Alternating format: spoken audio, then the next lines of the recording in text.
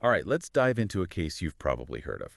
The story of Aileen Wuornos. Ah, fascinating case. It is.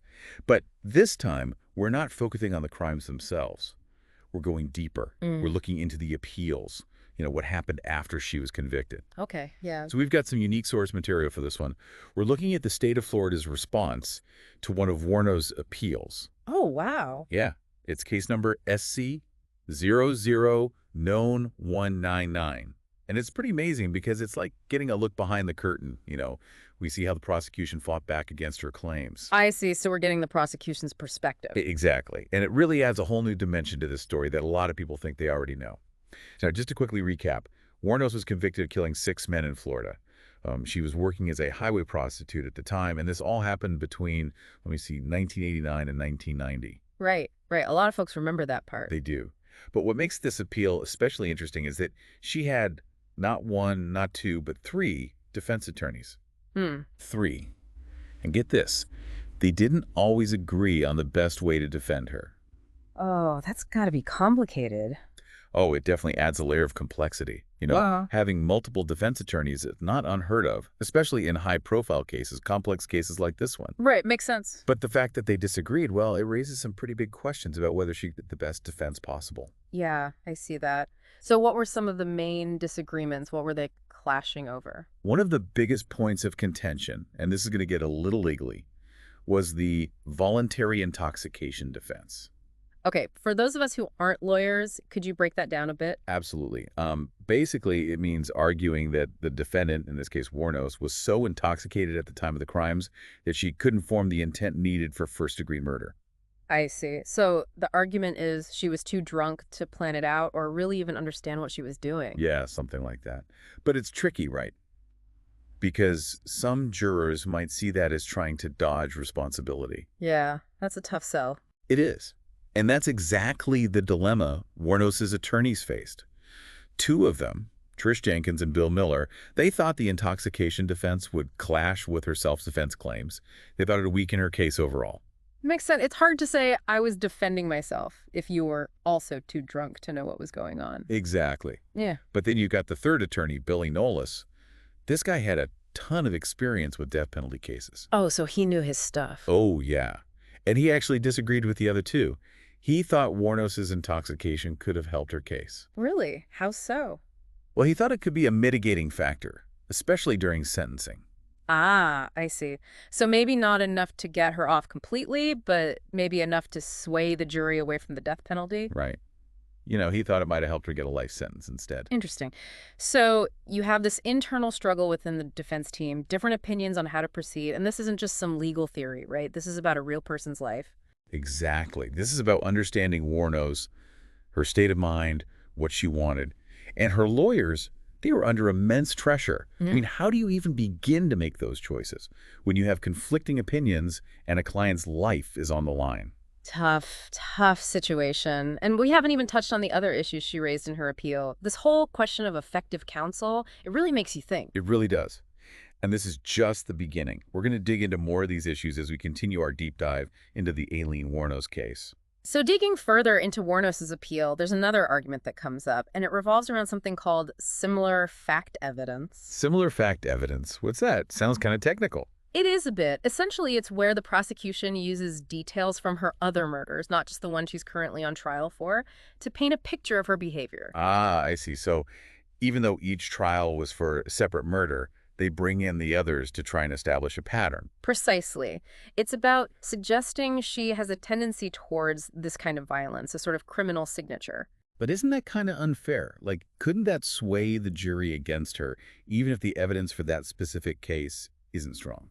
It's definitely a tactic that can be controversial. There are rules about when and how it can be used. The judge has to weigh the potential for prejudice against its relevance to the case. So what was the prosecution's reasoning for using this similar fact evidence with Wuornos? Their main argument was that it was crucial to proving her intent, especially since she was claiming self-defense. Okay, yeah, that makes sense. If they can show a pattern of violence, it makes it harder to believe it was self-defense every single time. Right. They were trying to counter her narrative by portraying her as the aggressor, someone who intentionally targeted these men, maybe even for robbery. So the prosecution is building a case that goes beyond just the individual incidents. They're trying to show a bigger picture. Exactly. But Wuornos' appeal, it pushes back against that. She argues that her lawyers didn't do enough to challenge this tactic, that maybe they could have limited its impact somehow. It's fascinating how these legal strategies come into play. Yeah. Did Wuornos raise any issues specifically about the victim in the case they were focusing on, Richard Mallory? Yes, she did. Another point in her appeal was about Mallory's past. Apparently, he had a criminal record, a conviction for sexual assault that her lawyers didn't uncover. Oh, wow. And this conviction, how long ago was this? It happened decades before he ever crossed paths with Wuornos. Decades. Okay. But had they known about this conviction, how could it have changed things for Wuornos's defense? Well, the argument is that it could have strengthened their self-defense claim. You know, if they could paint Mallory as a dangerous individual with a history of violence against women. Yeah, I see that. It could have introduced that element of doubt, you know. Hmm. Maybe he was the one who initiated the violence, not her. Right, shifting that perception of who was the real aggressor. But of course, the state, they had their own take on this. What did they say? Did they just dismiss it completely? Well, they pointed out that this incident with Mallory was over 30 years in the past, ancient history, basically. And there's no indication that Wuornos even knew about it when she met him. So their argument is that even if he had a bad past, it wouldn't have affected Wuornos's actions if she was totally unaware of it. That's their stance. It raises the whole issue of how much weight we give to past offenses, especially when there's no proof the defendant knew about them. Yeah, it's a tricky question. I guess the defense would have to prove not just that Mallory had this conviction, but that Wuornos knew about it and that it made her reasonably fear for her safety. Exactly. The state also highlighted that Wuornos never actually said Mallory threatened her or did anything specific in their encounter to make her fear for her life. Right. Her defense was based on his general history of being abusive, but that's different from saying he was a direct threat to her in that specific moment. It is. And to further complicate things, the state brought up evidence that suggested Wuornos robbed Mallory after she killed him. Oh, wow. That doesn't help her self-defense argument. Yeah. It adds another layer, like maybe there was a financial motive. Precisely. It makes the narrative a lot messier. So we've got Wuornos trying to challenge the prosecution's case on multiple fronts. Yes, but for each point she raises, the state has a counter-argument ready. It's like watching a really intense chess match, you know? Each side trying to outmaneuver the other. And we're getting this amazing insider view thanks to the state's response document. It's a rare look at the legal maneuvering that happens behind the scenes. Indeed.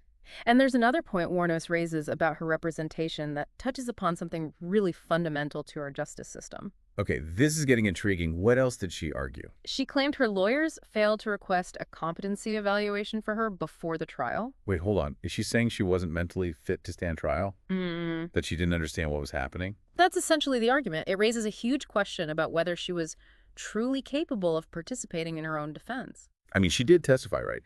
Wouldn't that suggest some level of mental competence? That's a common misunderstanding. Legally speaking, competency isn't about how smart someone is or even if they're considered sane in a general sense. It's specifically about whether they understand the charges against them, what the consequences could be, and if they can work with their lawyer to build a defense. Ah, okay. So it's not just about whether someone seems normal or can hold a conversation. It's a very specific legal standard.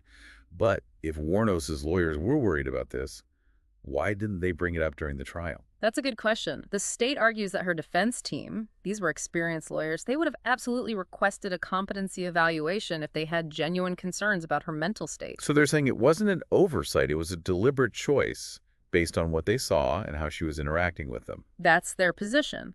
And remember, they did bring in 3 mental health professionals to testify during sentencing, but their focus was on mitigating factors, not on whether she was competent to stand trial in the first place.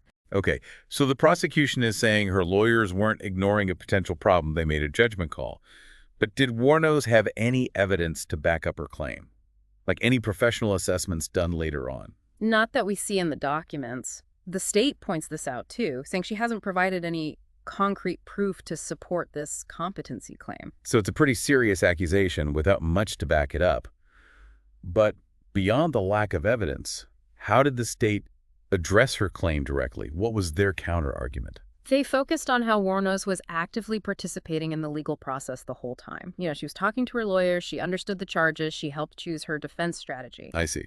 They're saying if she was really so incompetent, wouldn't she have shown more signs of not understanding or being unable to follow what was happening? Exactly. They're pushing back by saying her actions contradict her claim. This whole competency question really makes you think about the justice system, right? On one hand, we want to protect everyone's right to a fair trial. But on the other hand, you don't want someone who's truly unable to understand what's happening being forced through a trial they can't meaningfully participate in. It's a difficult balance. You have to protect individual rights while also upholding the integrity of the legal process. And in cases like this, mental health professionals play a crucial role in helping the court figure out if someone is truly competent to stand trial. It makes you wonder, if we were on that jury, how much weight would we give to Wuornos' claims about her mental state? Or would we side with the prosecution and say, no, she seemed competent to us? It's a tough call, and that's the burden jurors carry, that responsibility to weigh all these factors and make these incredibly difficult judgments. So we've seen Wuornos and her lawyers trying to poke holes in the prosecution's case, from the use of similar fact evidence to this question of competency. Yes, and the state, as we've seen, has carefully prepared their rebuttals for each point. It really demonstrates how legal battles are often fought, this back and forth, this constant challenge and response. And this document, it gives us this unique access to that process to see how each side is thinking and arguing their case. Precisely. And this level of scrutiny, it's even more vital when you're talking about a death penalty case. The stakes are as high as they can be. Wow. After going through all this, Wuornos' appeal and the state's response, it's easy to get lost in the legal details. It is. It's complex stuff. It is. But I keep thinking about the bigger picture. Like, what does all this tell us about the legal system itself? Especially when we're talking about high-profile cases, death penalty cases. Well, it shows just how complicated the pursuit of justice can be. Even when there's a verdict, it doesn't just end there. The legal process keeps going, sometimes for years through appeals and motions. Right, it can drag on and on. It can. And I think this case really underscores how important due process is, that everyone has the right to effective counsel, even if they've been convicted of terrible crimes. It's like the system has to work properly for everyone, regardless of what they've done, right? Exactly. And this document, the state's response to Wuornos' appeal, it gives us this incredible look into that process, into how both sides build their arguments, how they interpret the law, how they fight for their position. It's like we're getting this behind-the-scenes peek at the legal strategy, the thinking that goes into every single detail. Precisely. And that level of scrutiny, it's absolutely crucial in death penalty cases. I mean, we're talking about life and death here. The system has to make sure every safeguard is in place, that the punishment is only carried out after a completely fair and thorough process. And that brings us back to this idea of effective counsel, something Wuornos felt she didn't have. Whether her claims were valid or not, it raises the question, what kind of legal representation do people facing these serious consequences have access to? It's a huge question, and for the defense attorneys in these cases, the pressure is immense. They often have limited resources, difficult clients, the media is always watching, and they know their client's life is literally in their hands. It's got to be one of the toughest jobs out there. It is, but it's also a cornerstone of our system, right? Defense attorneys are there to make sure everyone, even those accused of the worst crimes, gets a fair chance, that the state's power is checked and balanced. It's a reminder that everyone deserves a proper defense no matter what. Absolutely. And while the state ultimately rejected Wuornos' claims in this appeal, the process itself is so important. It ensures that everything gets looked at closely, the facts, the law, the performance of both sides. This deep dive has really changed how I see the Aileen Wuornos case. We went beyond the headlines, beyond the sensationalism, and got into these complex legal issues that went on long after the trials were over. And I hope it's given our listeners something to think about. The legal system, the role of defense attorneys, how we ensure fairness and justice, especially in these really high-profile cases. It's a reminder that even when someone's guilt might seem obvious, there's always more to the story, more layers. And our legal system, it's designed to look at every angle before making a final decision. That's right. This case, even though it was so well known, it shows us so much about these bigger issues: the death penalty, effective counsel, the struggle for justice in a system that isn't perfect. Well said. One thing I keep thinking about is those witnesses Wuornos talked about, the ones she said could have helped her case. What do you think? If you were on that jury, could their testimony have made a difference? Could it have swayed you away from the death penalty? It's hard to say for sure. We can analyze all the arguments, but in the end, it comes down to human judgment, the kind jurors have to make. And it's those judgments, made by regular people, that ultimately determine how our justice system works. It's a big responsibility. It is. And I think this deep dive, this look at one legal document, it's just the start. There are so many perspectives, so many stories within every case, and it's up to us to keep asking questions, keep exploring, keep trying to understand how justice works, how it succeeds, and how it sometimes falls short. This case might be closed, but the conversation continues. And that's what we're here for, to dive deep and get people thinking. Thanks for joining us for another deep dive.